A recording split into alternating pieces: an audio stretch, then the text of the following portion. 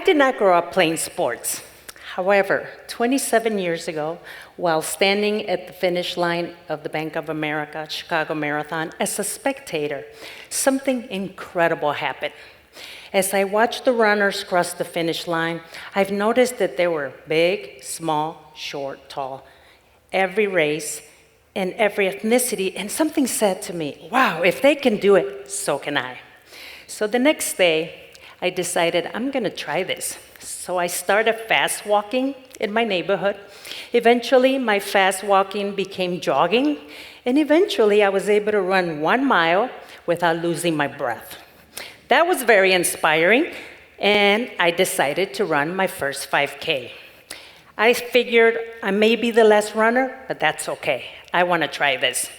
To my surprise, I was not the last runner. There were a lot of people behind me. And that moment gave me so much courage, so much motivation that I never looked back. I then ran a half marathon, and then eventually I ran my first marathon at the age of 38. It just became a passion, and it became my second family. I later paced for the Chicago Marathon.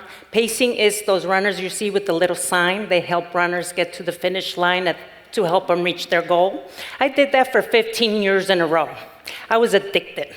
It became just a lifestyle. Then I moved to Austin 16 years ago. And in Austin, I found an amazing running community, not like the crazy stuff going on now. It was big back 16 years ago. Now it's insane. I later joined the Rogue Running Club, and they became my second family. I made friends, and it just became a community. However, in 2013, my life came to a screeching halt when I fell in my home, busted my head open, and had to be rushed to the ER. At the ER, the doctor says, Sarah, you're gonna be fine, but you should go see a neurosurgeon because you have a brain tumor. I'm like, what? What is he talking about? There's gotta be a mistake. I feel fine. I didn't have any symptoms. I was running 2 to 3 marathons a year.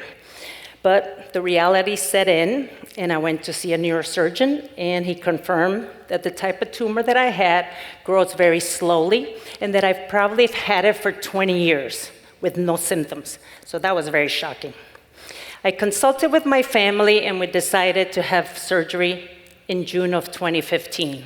The tumor was removed, and I went home to recover. However, as a result of the surgery, I was left with it's called a drop foot, which means you have no dorsiflexion. So I had to walk dragging my foot. I needed assistance. I was not able to walk. And as a very active person, obviously, I was devastated. The recovery was very challenging. I felt very isolated. I was at home recovering, and the running community and my family were very supportive. And the one ask I had of my friends visiting is, can you please come and walk with me? Because walking for 15 minutes a day was part of my recovery.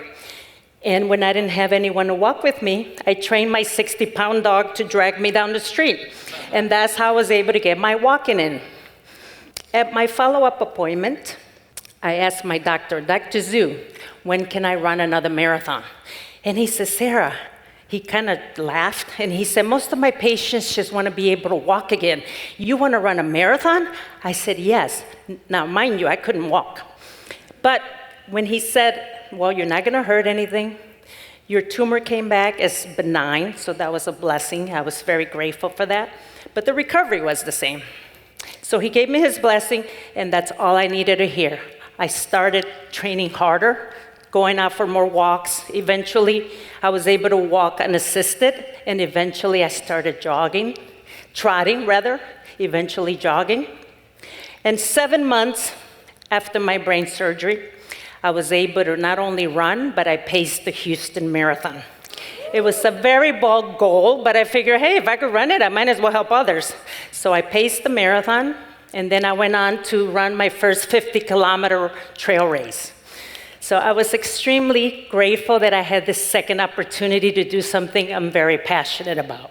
One of the most memorable pacing experience I had was pacing a blind runner during the Boston Marathon. This gentleman came from Canada, and I was his eyes and his support during the marathon.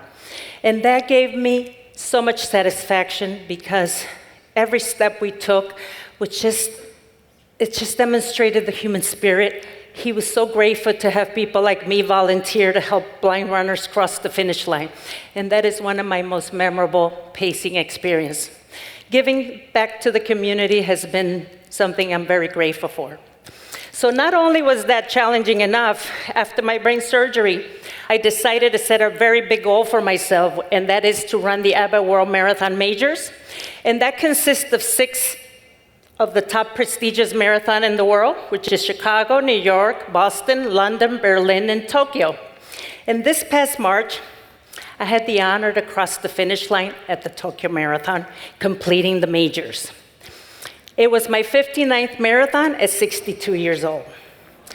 And I hope that by sharing my story is that I inspire others not to give up. There is so much help out there. Just seek it out. Don't be afraid. Take no for an answer. And with dedication and perseverance, you can accomplish anything you set your mind to do. Thank you so much.